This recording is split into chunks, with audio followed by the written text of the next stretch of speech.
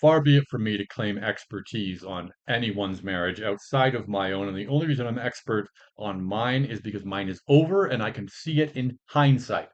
But when Jamil Giovanni steps forward and says governments should be doing more to help families stay strong, healthy, and together, the answer for me is get out of the families. Federal government should have nothing to do with families whatsoever. Just manage the taxes, rob us blind. Nobody stay out of the homes. Stay out of the houses.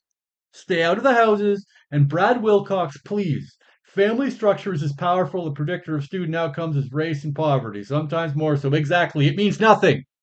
It means nothing. And I am an expert on that. So don't take any of the, nothing in this video from now on is going to be handled with any kind of, it's not advice. And by the way, all you married men who aren't getting laid right now, please, what I'm about to tell you is not advice. And it's not advice specifically because the government got involved. And if you do what I'm about to tell you to do, you could lose your shirt over it. And perhaps more than that. Welcome to the Comic Reporter.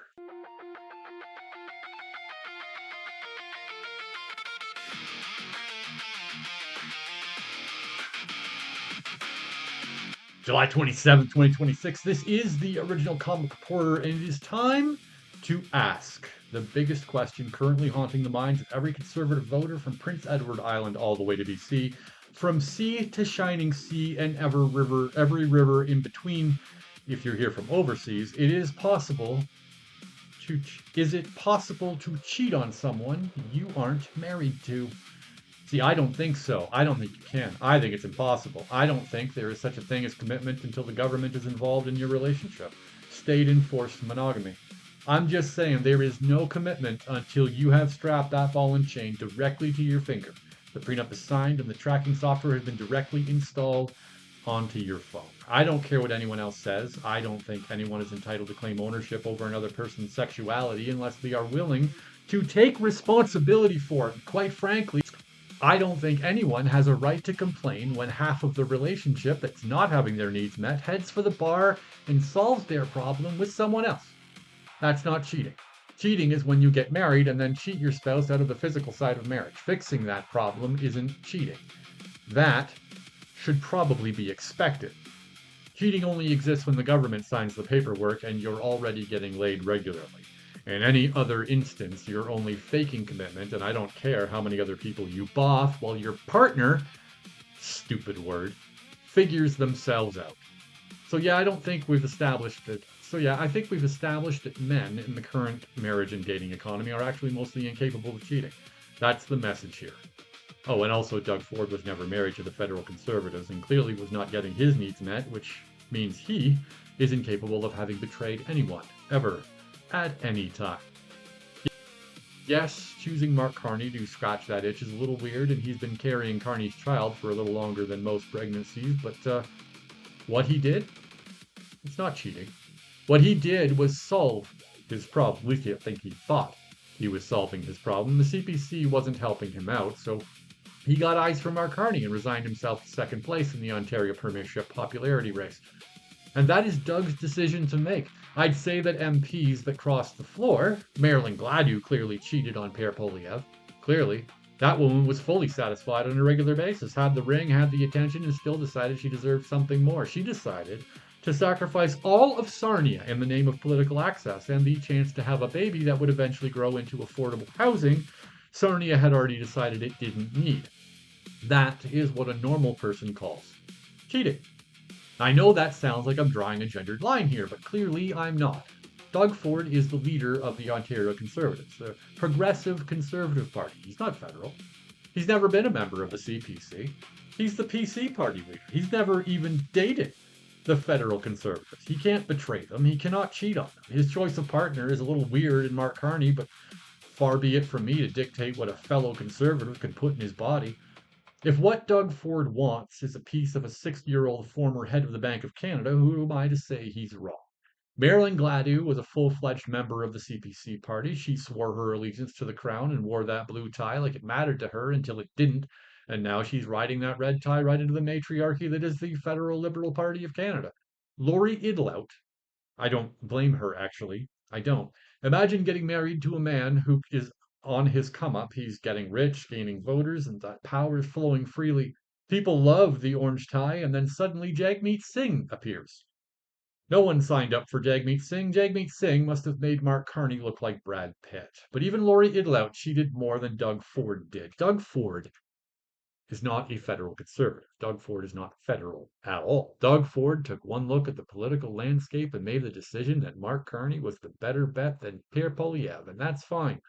How many people have looked at two options and been wrong about the one they chose? A lot. A lot, actually. The divorce rates in Canada are evidence that very few Canadians are actually capable of choosing their life partners wisely. Almost no one. To be honest, almost no one. So, no. Doug Ford did not betray the federal conservatives by not endorsing them for the election. We can probably put that myth to bed. But what Doug Ford did do is betray the people he was married to and now want to divorce his voters. Doug Ford ran on populism and anti-liberalism, etc., etc., all the things that made everyone think he would back Pierre Poilievre, and that made it look like backing Mark Carney was a betrayal of Pierre. But it wasn't, because he never married Pierre. Doug Ford married his voters. Doug Ford didn't betray conservatism. Doug Ford betrayed his platform. See, when a voter votes for something, they actually expect that thing to happen. Exactly like getting married, actually. When you get married, you expect the physical side to continue, and if it doesn't, everyone should reserve the right to get that itch scratched somewhere else. Look, I'm not saying dating isn't a valid commitment. I'm saying dating is like a non-committal commitment. If you're dating someone and you're having fun, you're getting ready to build a life, but there's nothing really holding you together. Obviously, one or both of you still thinks that there may be a better option out there for you, and that's fine. But as long as you're dating, you haven't really signed a contract. You're withholding your signature because you want to see if the better deal shows itself. That's fine. But dating, like Doug Ford was dating the conservative side of politics, really is really just commitment with a permanent hall pass. Until the ring's offered and accepted, there really isn't a commitment that warrants the word betrayal to even come into the equation. So again, Doug Ford did not betray the federal conservatives. He didn't. He couldn't. That's impossible. But he did betray the conservative voters who decided he actually was who he said he was and offered him the wedding band, expecting that he'd deliver on all of his promises and satisfy them regularly. But Doug Ford keeps stepping out. Clearly, none of the promises he's made are actually occurring, and now the voters of Ontario are ready to take half of everything Doug Ford owns, plus custody of the illegitimate children Doug Ford continues to produce. And that's fine. Voters can and honestly should do that. He should be mad he wasted alcohol at a press conference, throws regular tantrums about Donald Trump and the US in general. And I was a conservative voter in Toronto or anywhere in Ontario, and I'm not saying I'm not, but I'm also not saying I am. For those who put too much meaning behind that, if I were one of those things, also wouldn't want to jump back into bed with Doug Ford either. That man is about as unsexy as you can possibly get when it comes to any future in Ontario. But what Doug Ford did not do was betray the feds. He didn't have to, because Doug Ford simply betrayed his voters. But all of that said, Doug Ford did not betray the feds. He didn't have to. Doug Ford betrayed the voters. Feds don't matter any more than the loose commitment you've made to dating whoever doesn't want to sleep with you. Doug made a promise to his voters. They are what matters. They control the approval. They sign the contract. Voters hold all the power. Dating is commitment without consequences. Marriage is commitment with consequences. Doug Ford was only married to one group, and it wasn't the feds. And I'm kind of glad to see the voters in Ontario, are kind of figuring that out. Anyways, yeah, please don't take this as marriage advice. It's just meant as comedic political commentary. If you are cheating on your wife right now and I find out that she's also sleeping with you, I'm sorry, but you're cheating. If she's not, fly free, young man. Fly free, young man. Spread your seed far and wide and let your wife figure it out later.